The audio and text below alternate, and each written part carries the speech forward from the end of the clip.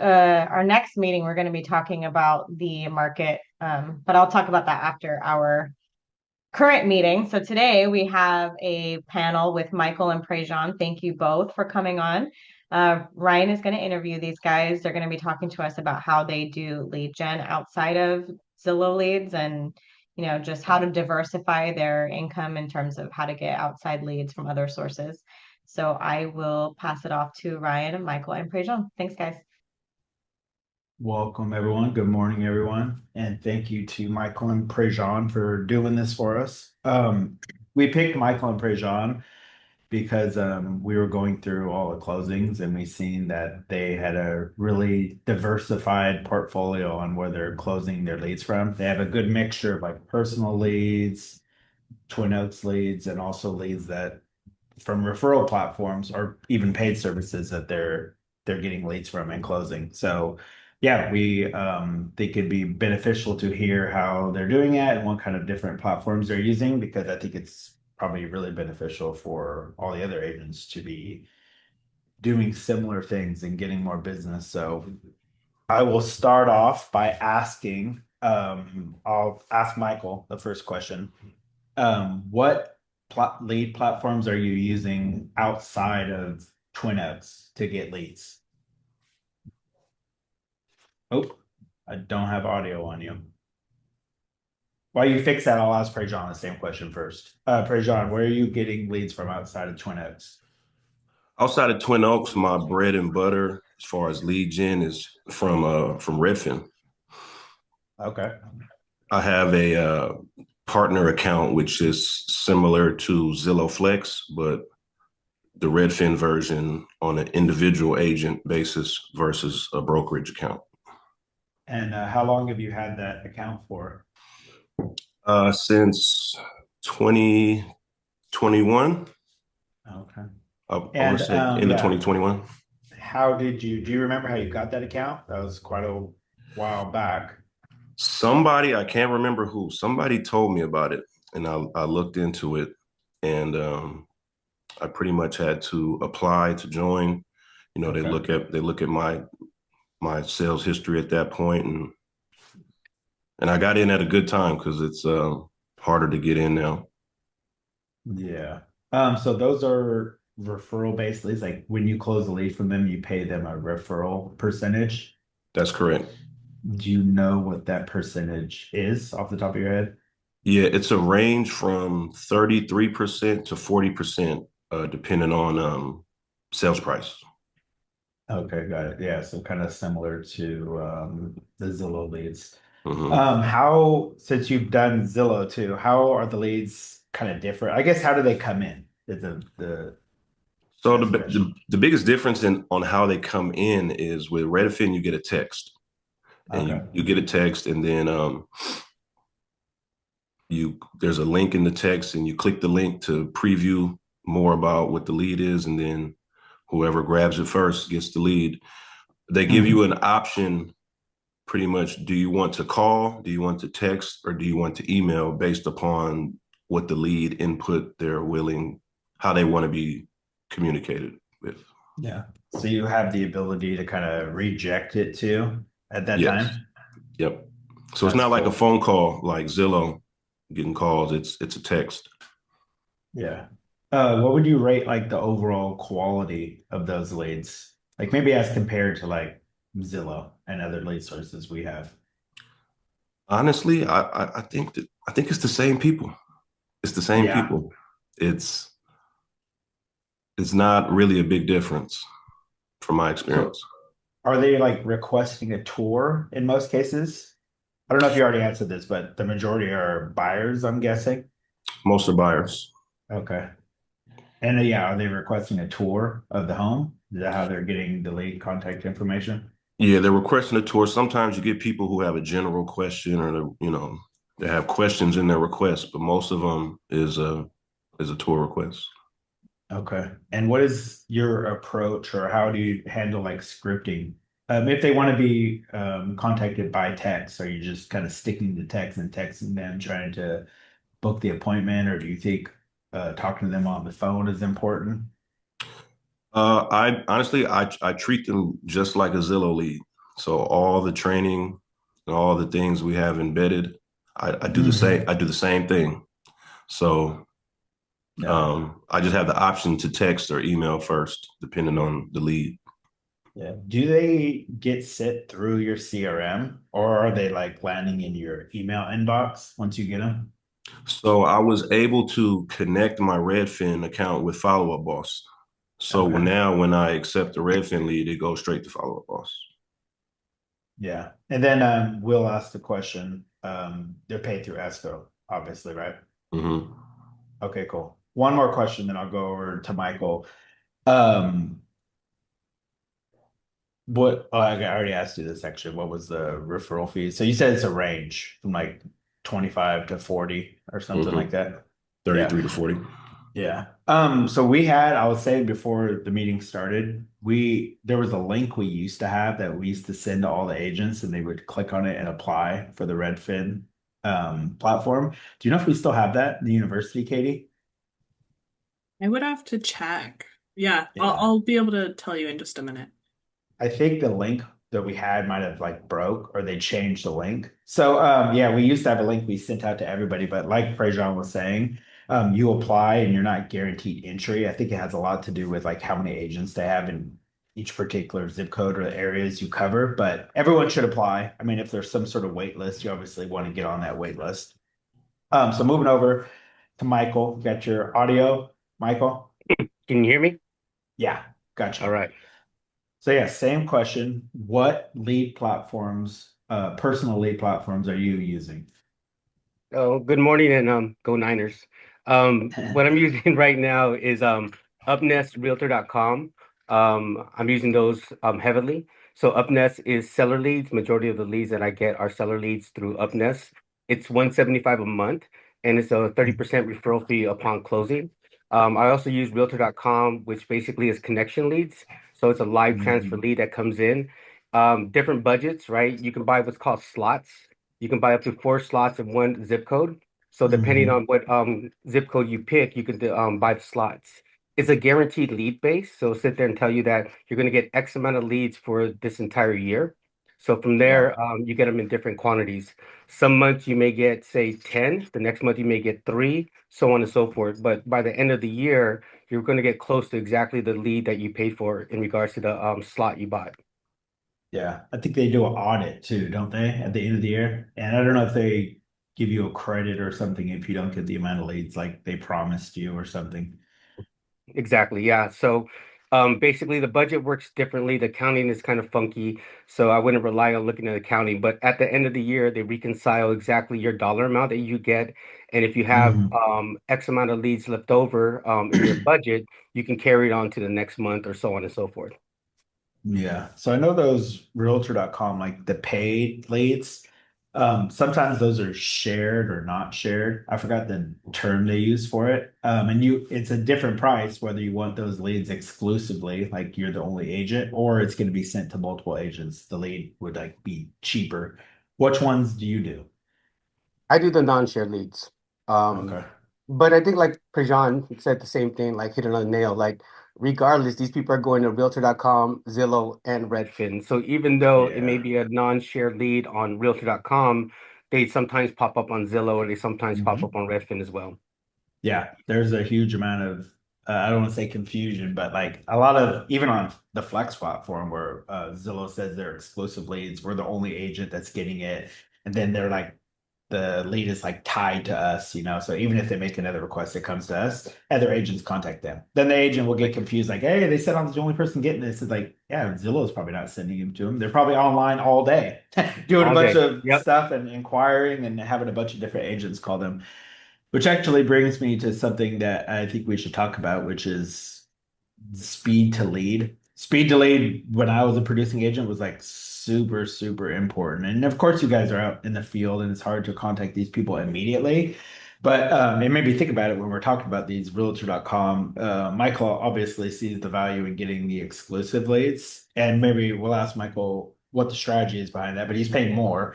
But I've always had this thought process of like, if you had some sort of system going on to like you can ensure that you're the absolute first person to contact them, like maybe the cheaper shared leads are like, okay, because if you call them first and you have a good mouthpiece, you talk to them and like, oh, this person is here to solve my problems.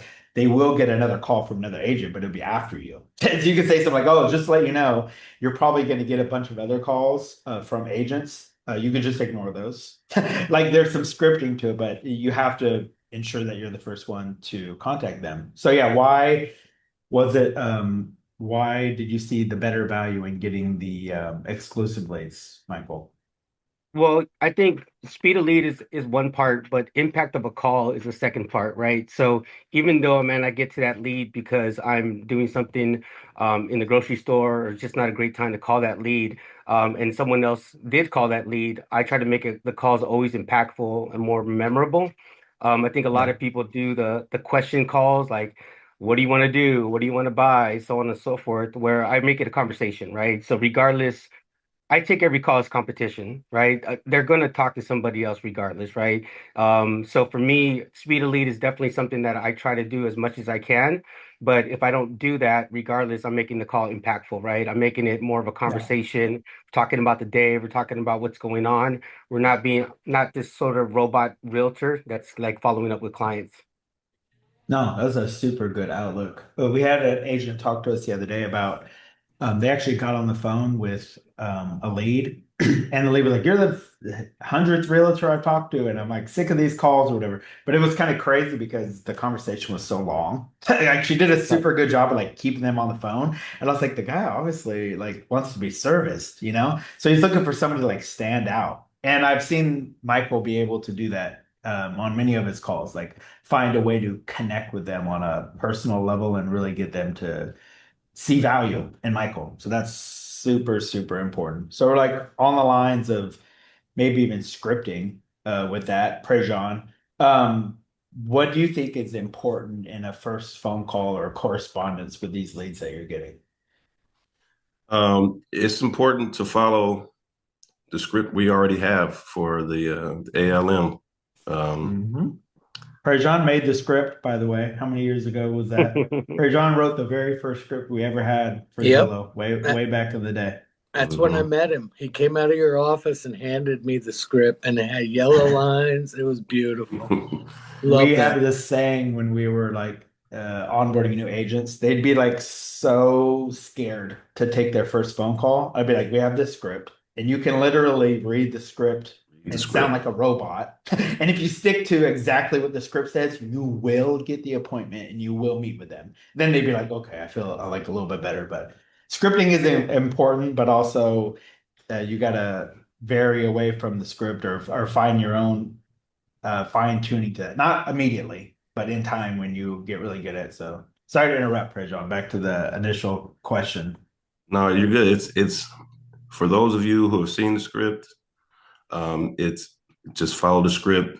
You're gonna have the objections to overcome, and just know the objections that you're gonna come across, and then if you have to pivot, um, and get that appointment. Yeah. You got to get them face to face, right? So, Yeah. yeah, you brought up a super good point. Objection handling is something we're kind of working on in leadership right now. We're trying to find a platform, or we found a platform we're going to introduce to you guys soon, but it has really good scripting and objection handling. But objection handling, like in general, the longer you're in real estate, the more phone calls you have, the better you get at it. But we all run into the same objections over and over and over and over. And the very first time you run into that objection, you don't know what the heck to do, right? Like have no idea. But then you're like, okay, this is what I would say next time. So yeah, script training and practicing with your peers and your mentors and stuff is super, super beneficial because you don't want to fumble that opportunity that you're presented, right? Hmm. Anything on objection handling or scripting you want to add in, Michael? Yeah, I think that's super, super important. When I first started in the industry, I would do that constantly. I would actually go in front of a mirror and do my scripting, right? I would change my voice. I would do as much as I can to make sure that I sound very, very clear. I think the biggest problem is you're trying to script on a live call and you get nervous and you don't understand what's happening. So when I first got into the industry, when we talk about leads, I was getting title leads where that were recycled every week. And we already had these rebuttals, right? Like your rate is too high. I can appreciate my rate is too high, so on and so forth. So you always got to know these rebuttals are going to happen so you can be prepared for it, right? Like when a pitcher goes to the ballpark, he already threw like 100 pitches before he even plays the game. So before you start, Mm. I would recommend that you go in front of a mirror and hear yourself. I would, record yourself as well. Like it's good to role play, don't get me wrong, and do that too. But don't forget the own practice you have to do with your own individual self. Oh, I lost your audio again for a second. One thing I'll add while he's out, knowing who you're on the phone with, Ryan, that example you have, the fox, the rabbit, or the sloth, Mm-hmm. that'll go a long way with not what you say, but how you say it. Yeah, for Yeah, sure. 100%. Yeah, for me, speaking clearly is super important, right? Like you got to change your voice. You got to have that radio voice. I have a friend that's on the radio, like how she talks to me on a regular basis versus her on the radio is night and day. So I would like learn how to talk properly, enunciate, just get your voice ready. I think your voice is super, super important. For me, when I first started, I remember a lot of people were like, man, you sound Hispanic. I'm like, what does that even mean? So I had to like change it to my radio voice, right? So yeah, I think it's very important to have that. I encourage you to like, I know phones are great, but making calls from your desktop with the microphone is super impactful as well. So try to do as much as you can. That's why I use Follow Up Boss a lot. I can go back and re-listen to my calls, but I think voicing, when you talk to leads is super, super important. Yeah, and the pacing too, right? Right. I got I one think trick for y'all that I've been using for a while. One trick that you should all do is when you're on the phone, smile while you're talking. It's gonna feel weird. You're just by yourself, but the way the words will come out of your mouth they'll come out differently if you're smiling versus whatever kind of mood you're already in. Just smile, and then you'll feel the difference in your conversation. Yeah, that has a lot to do with like just being excited for the opportunity that's presented to you and excited for them, because these people, it's a scary thing talking to a realtor on the phone and they don't want some monotone person. They're like, okay, I'm gonna help you or whatever. Like, this doesn't sound like a fun process. So if you're like excited for them, like you can stop them in their tracks and say, that's super exciting that you guys are gonna move over to such and such, like get them hype and maintain that excitement. And it really does help improve met with rate a lot when you do that. We notice people that are very excited and happy about meeting with the client for the first appointment have a much higher met with rate. Okay, so let's talk about follow-up boss a little bit. Or not follow-up boss, follow-up in general. Not trying to say to push follow-up boss and say that's the only method you guys should be using to reach out and keep in touch with people. But yeah, what is your follow-up like, Michael? And other than what we kind of teach at Twin Oaks with the Zillow leads, are you doing anything different? No, I think we're spot on exactly how leads should be follow up with the script that Prajan made up, the cadence or whatnot. For me, it's call, text, email. So meaning when I'll get a call. So my call times are 10 a.m. to 7 p.m. every day. Like I Monday through Sunday, that's my call times, right? I don't like calling people at 9 in the morning because I don't want to get called at 9 in the morning, and I sure don't want to receive a call after 7 o'clock at night. So from 10 to 7, I'll get the call. So for example, if a lead comes in at say 1 o'clock, I'm going to call them within the time I need to call them, 10 minutes or so. Then I'll give them a call around 4 o'clock. At the second call, I'll leave a voicemail. After that, I'll send a text message. And after that, I'll do an email. And then I just follow exactly the follow-up process that needs to be. I call leads all the time. Like a lead never dies. Like, for me, it's nurture monthly, weekly, quarterly type mindset. So I think that what we have here at Twin Nose is exactly what I followed up in my 22 years of business. So I wouldn't do anything different but what we're doing here at Twin Oaks. Yeah. So it sounds like you're reaching out to some of these leads multiple times a day.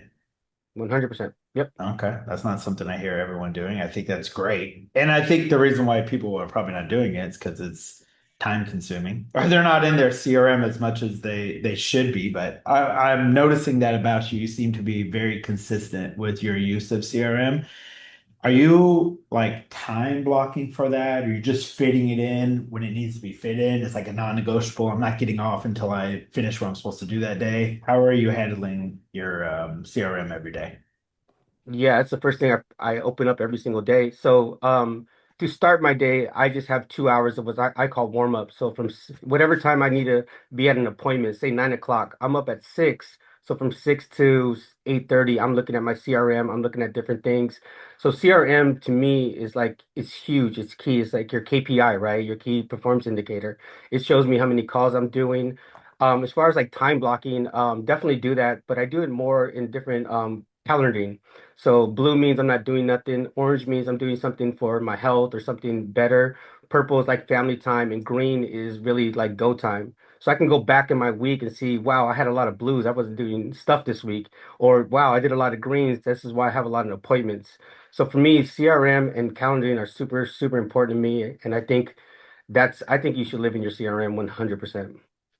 Yeah, I'll do one little chime in on that. Like the CRM, being in the CRM and doing what you're supposed to do every day should be like a non-negotiable type thing.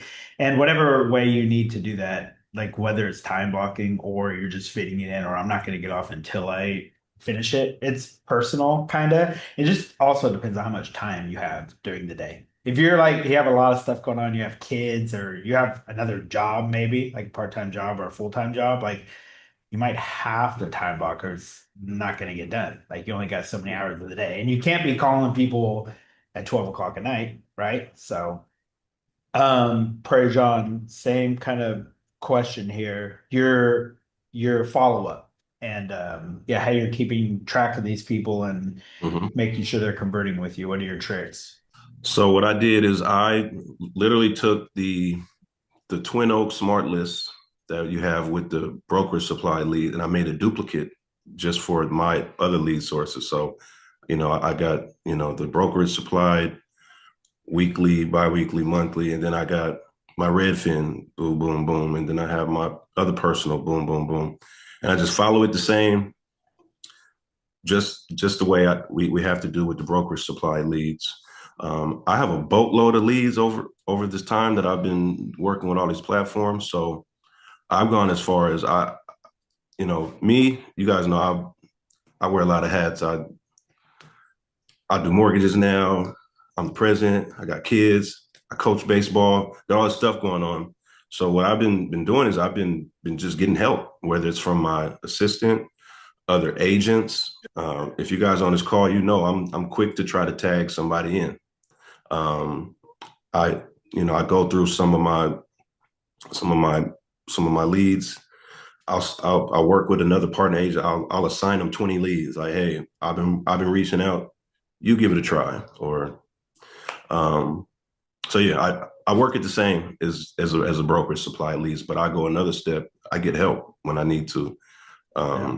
just so nothing falls through the cracks. Yeah, I don't think anyone has as many point five sales as Prejean does, adding a lot of people in, which I think is important. Teamwork is super, super important. And even if you need to split it or whatever you got to do with the person on the other side, time is more important than money. So if you can free up a lot of time to do more and help and service more people, I'm a fan of that for sure. So, want to get back into the lead gen platforms to make sure we're not missing anything. Did you both name kind of all the platforms you're doing, and are there any you're interested in or looking into that we need to be aware of? I think there's only like four ways to get leads just in general, so everyone knows that, right? There's live transfer leads, which basically only come from like Zillow, Redfin, Realtor.com, or something of that nature. Then you have what's called pay per clicks, right? That's Google or things of that nature as well. Social media ads is another one, and then digital ads, meaning like your face is just everywhere a lead goes. So those are only the four different ways. In each of those different ways, you got to feel like what's your best quality. Like for me, I'm not a fan of digital ads. I just don't want billboards of myself everywhere. I want live connections and I want pay per clicks. So I look into sources like that. So there's Ylopo, there's Zerple, there's tons of different other places out there that you can do. Opcity is one of them as well. So it really depends on what you want to like go out there. Google Business is really, really good, but just realize it's about a 6 month ramp up before you even get any leads. Yeah. A So little more before you like ever have, brand recognition, right? right, exactly. It's Or more like if you want to brand. be an area expert or have people type in a certain area and you pop up, but it's a little more of a long play game. Correct, correct. So yeah, it really depends on where your money is going to go. For newer agents, live transfer is probably the best way. Knowing exactly where your dollar amount's going and knowing that you're going to Hmm. get a lead, I think is probably the best way to start it. Versus, hey, I have $500 and let's see how many times someone can see me online or whatnot. Yeah, cool. I want to ask Prejon a question I just thought of here. So we hear a lot of negative things from the same programs that you guys are having success with. And even Zillow Flex and all these different paid, whether it's paid up front or not paid up front, they go, the leads are garbage. Like I received leads, they're just absolutely garbage. Like I'm disqualifying the platform, I'm not going to use it based on like a couple experiences I had. You know what I mean? So both of you seem to be very positive and really value these opportunities you're provided. Is that something that's very intentional on how you guys value and look at these leads, Prejean? Yeah, because I recognized early that it's pretty much the same people. It's the same people who's on Zillow, the same people clicking on Redfin, and even Redfin that they are real estate. The difference, like big difference between Zillow and Redfin. Redfin is actually a real estate brokerage too, so they have their own agents. And Hmm. I think even with Redfin, there's a certain amount of number of leads that they give to their agents first Hmm. before they give to the outside agents. And even with that layer of filter, it's the same people. So Yeah. I just work on the same, and the conversion is the conversion. Yeah. Do you pay attention to price point like when you're taking leads, or are you more concerned about units? Are you units guys? No, a check is a check is a check for me. Yeah. But you know, Michael was shaking his head, saying the same thing. I think units have always been way more important to me. I know a lot of people like they try to have the higher sales volume and stuff like that, and everyone should be trying to increase their medium sales price throughout the year, or whatever. But units are where it's at because that one opportunity could turn into so much more. Like all of a sudden you close one deal. I don't care if it's $150,000 land deal, you're the realtor for that entire family now. And then you have somebody out there working for you. And every time they hear real estate, they're mentioning you. So yeah, units are where it's at. And yeah, I think I'm positive that both you guys are valuing the lead, no matter the price point, the same, right? mhm. And that's why you'll see I'm usually um, my unit numbers are here, but my volume numbers don't really match because I don't. I'm taking them all. Yeah. But that's how you build a sustainable business, right? Hmm. Um, so I don't want to miss out on any other lead platforms. I think there's a couple that I might mention real quick that sounds like you guys don't participate in, but maybe some other people could chime in if they do, or if you guys know about them, you can maybe give your opinion on it. But yeah, any experience or with Ramsey leads? Have either of you looked into that or been part of like the Ramsey program? Yeah, I've been a part of Ramsey. I think it's good. I just, my philosophy in regards to how budgeting and financially things don't align with Ramsey. I'm not saying that it's, that's just for me. Ramsey's Mm. individuals must be, well, one, you have to be a top producer, that's for sure. Like they won't let you on. But also Harder to two, get on the program for sure. right, Yeah. exactly. But you also have to be really intentful to these individuals, right? Like they want them to pay off all their debt. They want them to put 10% down. They want their FICO score above 800 and they want them to have a 15-year mortgage, right? So you kind of have to preach that sort of knowledge to your lead. And they don't really encourage you to like have someone buy a lead even if they have money. So for example, I had someone that had $100,000 they could buy they financially could get pre-approved. However, based on the Ramsey mindset, they couldn't buy a house until they paid off their car, right? So yeah, it's a different balance on all that, but I'm not saying it's a bad thing, but for me, it just didn't line up. I'm a lender as well, just like Prejean. So for me, like my job is to lend money, right? So for me to go against that, it was just tough for me. Cool. So yeah, I'm gonna see if anyone has questions. If you do have questions, put them in the chat or do the hand raise, and yeah, give you guys I got time a to get question for those. you, Ryan. What happened to Veterans United?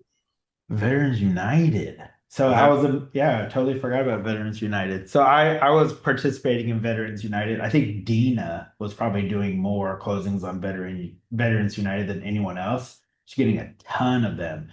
And they switched up the platform and called it something else. And there was another vetting process. I actually had a couple broker referral agreements come through that I signed not too long ago. They looked like they had a new name again.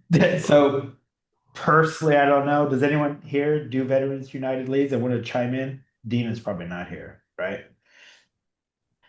But I will say that when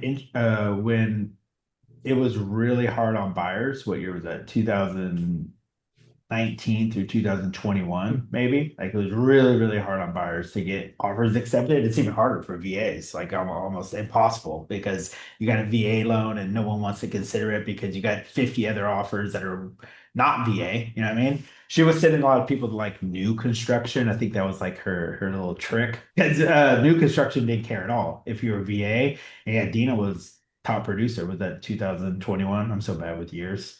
But yeah, she probably closed like 30 of those in 1 year. So maybe that's a little hack for you guys if you're not participating in Veterans United. Look into that for sure. Hey, I have a question. Sorry, I can't raise the hand. I'm in the car, so I can't really see where that Yeah, button you're is. good. I don't know if you mentioned this already, Prejean, with Redfin. Is it like Zillow as far as if the client is yours? That's why I asked, do they get paid through escrow? Is it like you have to do two deals or 2 years, whatever comes first? Or is it automatically your client when you Good, do a deal with? good question. So with Redfin, what they do when they assign you to a lead, you have an obligation to give Redfin a referral up to 18 months.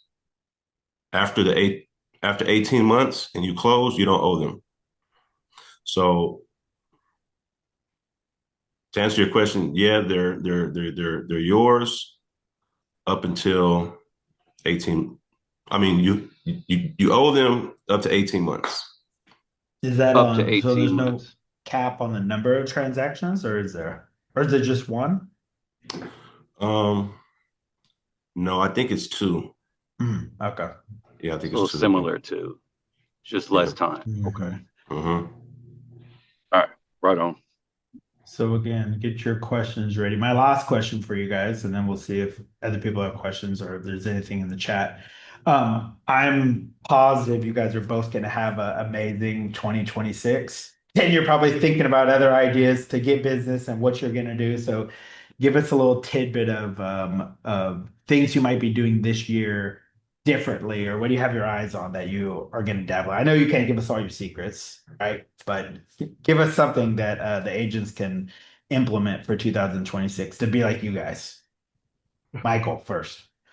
Um, yeah, sure. I think you got to constantly look at your business on a monthly basis, right? Like there's always something extra you need to do, right? If you don't have the budget or the finances to actually buy leads, then you have to put in the effort, right? And the effort comes in different ways, like events or branding or something of that nature, right? I think regardless, you have to put in 40 hours of work a week, no matter how time you want to do it, right? This is still a job. This is really what it is. So if you're not putting in 40 hours a week minimum, you're gonna really fall behind or whatnot. So for me, what I'm doing is just figuring out a couple things. I'm adding lending to my business. Obviously, as a lender, I didn't do as much. Oh, lost you on the audio. Yeah, can you hear me again? Sorry about that. Got you. Yeah. Okay. Yeah, so lending is going to be a part of my business. I think business referrals is going to be something I want to add to my business. So that's networking, right? And I don't mean networking with lenders and realtors. I mean networking with individuals outside of our sphere. So when I think about leads and business, I think about fishing, right? You're going to have like at least 10 poles out there. So one is business networking, one is lead generation, one is lending, one is sellers, one is buyers, one is open houses, so on and so forth. So just adding more just rods out there for business. But I think networking for me is going to be going. I've done a lot of that in the past, and I stepped away from networking. And I think going back into that networking business will actually open up another avenue of referral business through different CPAs, tax attorneys, home insurance, so on and so forth. Excellent. And for John, we know same question for you. What are you going to be doing this year? We know you have a busy year ahead of you. You're the president of the Yeah. association, so you're also going to have to really, really manage your time to make sure that you're keeping that income up. What do you got planned for this year? I plan on honestly just partnering more. I mean, I've already been doing that, but I'm probably gonna have to turn that up some more. Um, and a lot of you were on this call. I had so many leads at one point last year, I couldn't handle them all. I started my own Slack channel called PPP Leads, Prejean's Preferred Partners. And if you know, you know, you're in there. I kind of dialed back on it for a second, but it's coming back. So if you guys, if there's anyone out there who are interested in joining, or you know, I'll throw you in there. Maybe we got to talk about Invite it first. only or We got to what? talk about it first. But I'm gonna be doing a lot of that. I'm gonna do a lot of partnering because the calendar is gonna be full. And for newer agents or people who are trying to be successful, basic tip I have is very basic. Keep your calendar full and good things will happen. Simple. However you need to fill it up, whether you block off for calling, whether you're taking leads until you're stretched out and can't take no more, whatever it is, keep your calendar full, good things will happen. I love what Michael said about this is a full-time job. You really got to treat it like one. Like hit the nail on the head. You have to put 40 good hours into your business. And we're not talking about sitting behind the computer playing. You know what I mean? That's not 40 hours. You got to really put it in. But I'm sure Michael's working more than that. How many hours a week do you think you're putting into your real estate business right now, Prejean? 40, 50. There you go. Got 40, 50, you got all this other stuff you got to do. You got kids. You have to do it to be successful. That is the secret code. Put the amount of hours in that you're supposed to put in, and it should equate to the amount of money you're making, right? That's right. Really appreciate you guys. Let's see if we got questions before we let you guys go. Does anyone want to come off mute and ask Prejean or Michael a question? Douche had one. What percentage of your deals would you say are referrals from past clients? I'd say probably about a quarter to a third. Mm-hmm. Michael, you're shaking your head. Is that this kind of same answer for you? Yeah, that's definitely the same answer. I think for me, the only difference is, I wasn't producing for 7 years. I just got back in production just 2 years. So for me, that's why I'm heavy on the lead side because obviously my book of business went away. But over the past year, it's about 25 to 30%. No, that's a good ratio already, and it will compound and get even better with all the stuff you guys are doing. Ryan, can I One more. follow up real quick? Yeah, go ahead. Just real quick, fellas, do you guys have a system in place where you're regularly following up with past clients through your CRM work? Or is it just, hey, they're randomly thinking of you and calling you? Yeah, I got a smart list for past people. It's just gotta make the list and work it and have the system. Yeah, I think I was always taught 3, 6, 9, 12, meaning like in 3 months, follow up with them, 6 months, follow up with them, 9 months and 12 months, right? There's always ways to do it. The holiday season is always a good way to pass clients, right? Pies during Thanksgiving, Christmas cards during December. Congratulations, Happy New Year in January. So those are very simple follow-ups right there that are just non-real estate, So I think that's something that's good. I'm actually going to put a video together, video email to all my clients, just wishing them a Happy New Year, Year of the Horse, so on and so forth. And I don't even say, oh, and by the way, I know a lot of people have that, but it's staying top of mind because they know that I do real estate already. And I think just like Prejean it's, we talk about leads, right? But these are still people at the end of the day, right? And then these people become friends. And that to me is my key to that is that even right now, I just closed a deal with this lady. She's 80 years old. Her family doesn't live anywhere with her. And I'm like, look, if you need me, give me a shout. You got a box to move, need help grocery shopping, things of that nature. I'm here for you. So besides real estate, I try to be there for them just as a person or whatnot. So I think follow up to your past spirit is super important in a casual way. Also, another good way, a simple way, is to have a homebot account, like for your past sales. They get those I monthly was just going to emails mention about, that. and Yep. even Real Scout has something that does the same thing. So if you don't want Yeah. to pay for, if you don't want to pay for homebot, you can set them up in Real Scout, and they'll get those emails. And sometimes if I have a past client and then I'll see a home come for sale or just sold in their neighborhood, I'll just send it to them like, hey, look what just popped up on your street. Yeah. Look at what this one's worth. I was gonna mention Homebot. Homebot's great. It's not a replacement for reaching out to people. It's another little like kind of cherry on top. People love those Homebot emails. The open rate is really, really good. The click-through rate is really good. Another thing that I wanted to add on the last little tidbit is people doing like a yearly kind of equity unlock conversation with your client to talk to them about what their home might be worth and what the market is. And it's kind of harder to do. I think we even built out some sort of system. I don't know if it's in the university or not, but I was doing them for a little bit. I was trying to teach them to the brokerage. I was doing like a Zoom video, or not a Zoom, a Loom video, where I would go on and I would show them like what the RPR looks like. I'd run comps on their house, and it would be probably like a 2 minute long video. Like, hey, let you know I'm your real estate resource. And every single client was opening it up and looking at it. And if you do those on like an annual basis, that's your client forever. If you put in that extra work to do that. So really, really appreciate you guys. A lot of good gems. And yeah, hoping we will have a great 2026 together. Appreciate you guys very much. Thank you guys.